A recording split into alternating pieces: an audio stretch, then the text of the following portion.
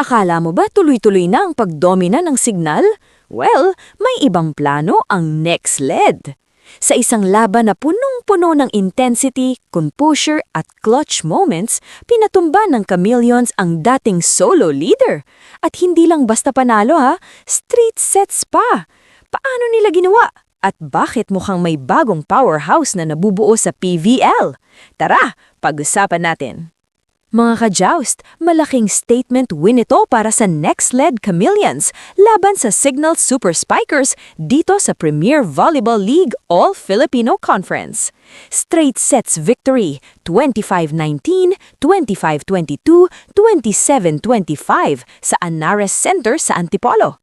At take note, ang Signal ang team na coming off 3 straight wins. Sila ang nasa taas ng standings. Pero pagdating sa laban na to, Next LED ang mas prepared, Next LED ang mas composed, Next LED ang mas gutom.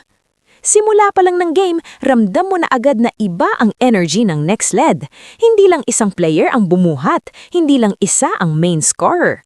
Si Brooke Van Sickle ba? Solid, 14 points. Si MJ Phillips, 14 points din. Si Myla Pablo, 12 points. At si Lian de Guzman, may 9 points.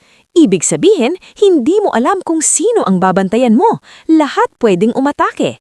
Sa attacking department pa lang, tinambakan na nila ang Signal, 52 attacks kontra 36.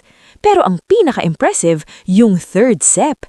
Leading ang Next LED 23-21, mukhang tapos na, pero biglang nagkaroon ng konting lapses. 3 sunod na puntos para sa Signal, may miss hits pa. Biglang naging 24 all, may set point pa ang Signal. Dito mo makikita kung contender ka ba talaga o hype lang. Pero hindi natakot ang Next LED. Sa crucial moments, si Brooke Van Sickle ang nagpasabog ng isang matinding palo para mabawi ang momentum. Ramdam mo yung intensity na hindi pwedeng hindi sila mananalo. Nag-attempt pa ang Signal na bumawi. Binigyan ng bola si Vanny Gandler pero nag-misfire, lumabas ang bola. Nag-challenge pa ang Signal for possible block touch pero after video review, point for Next LED. Game over. That's maturity. That's growth. Hindi rin natin pwedeng kalimutan ang setter na si Jules Tolentino. 19 excellent sets. Grabe ang distribution niya ng bola. Lahat nabibigyan ng chance. Hindi predictable ang offense. At sabi nga niya after the game, ang key nila, connection, chemistry, yung bonding na pinaghirapan nila sa training. At kitang-kita naman sa court, walang panic, walang sisihan, laging may communication. On the other side, medyo off ang Signal. Si Erica Santos ang nanguna with 15 points, pero kulang ang suporta. Si Vanny Gandler ba na galing sa 25-point explosion sa nakaraang laro, na limit lang sa 5 points. Setter na si Jel Fayuna ba? 8 excellent sets lang. Hirap i-orchestrate ang offense. At kung titingnan natin ang stats, lamang ang Signal sa fewer errors, 17 kontra 24 ng Next LED. Pero sa blocks, Next LED with 7 blocks, mas marami kaysa sa Signal. Ibig sabihin, kahit mas maraming errors ang Next LED, nabawi nila sa depensa at sa mas agresibong atake. After this win, 3-0 na ang Next LED. Solo leader na sila. At hindi ito mukhang tsamba lang. Hindi ito mukhang lucky win. Structured ang sistema nila. May chemistry, may bench depth, may clutch player. Habang ang Signal bumaba sa 2-1 at nakuha ng PLDT ang solo second spot. Pero ang tanong ngayon, kaya bang panindigan ng Next LED ang pagiging nasa taas? Susunod nilang kalaban ang Galleries Tower. Perfect opportunity para i-extend ang streak. So mga ka-volley, anong sa tingin nyo? Is this the start of a new era for Next LED o makakabawi agad ang Signal sa susunod nilang laro? Kung gusto mo ng ganitong klaseng breakdown, casual pero may laman, detailed pero madaling intindihin, make sure to like, comment, and subscribe sa channel na to. Sabihin mo sa comment section, contender na ba ang Next LED o bounce back Signal? Hanggang sa susunod na laban mga ka-joust, game on!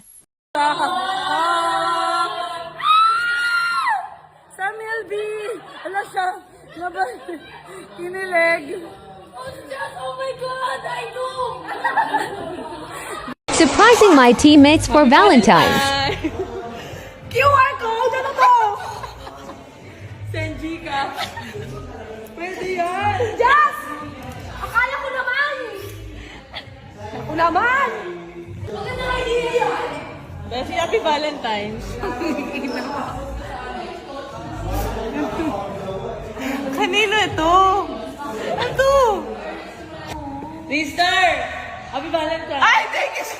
Ay, puta! Nakakainis!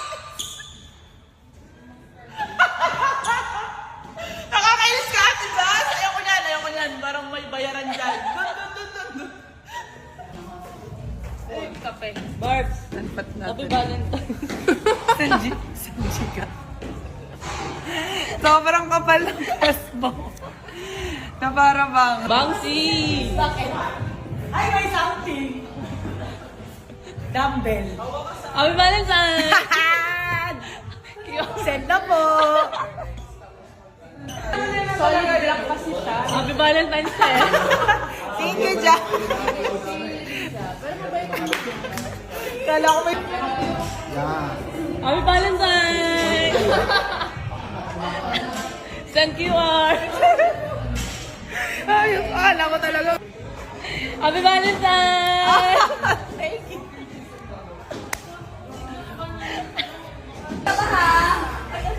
Happy Valentine's, Ron! Ay!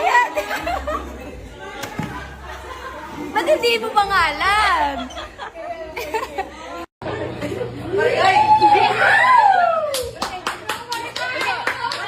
Testing lang.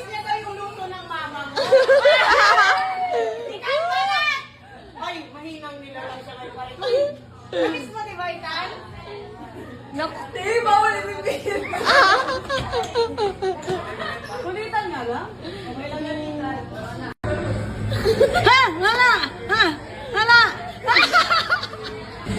Wow!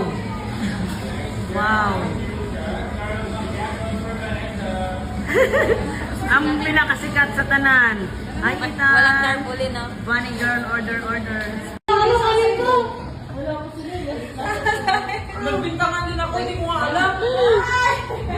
Baka nasa taas ng aircon. Uy, lumakit ka ata eh. Oh, labas niyo na.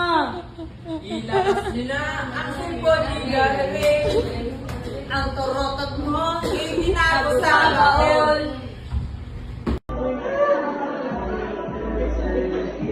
Ayos mo ka, Ari.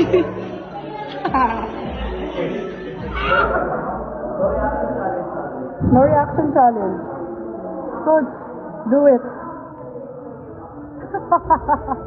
Hindi na kaya emojis eh.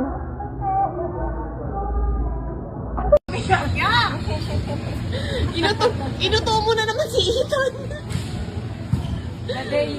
May kalokohan ka na naman. Talaga naman si Buding. Pinagulas mo lang yata sa akin yung basagan eh. Pinatikim mo sa iba tapos sa amin hindi. Grabe talaga.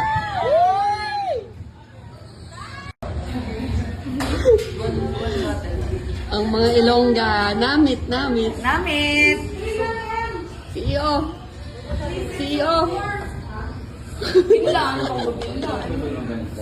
Bongga, you know. Hi guys!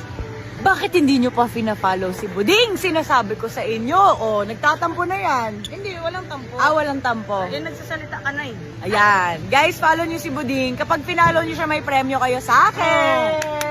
Baka naman, Titan. Oh, baka yun sana.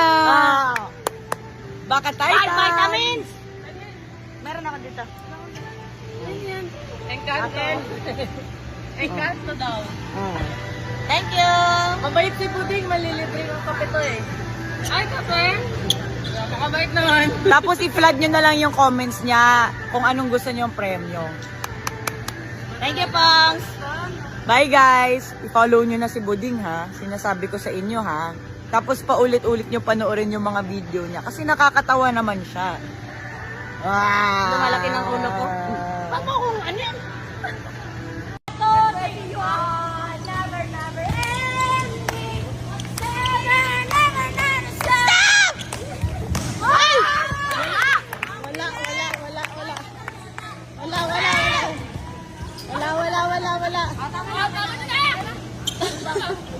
Pakita yung abs. Masilip naman. Confidential. Ikaw na lang. Secret ko, malala. Ito na. Ay. Grabe yung muscle ba?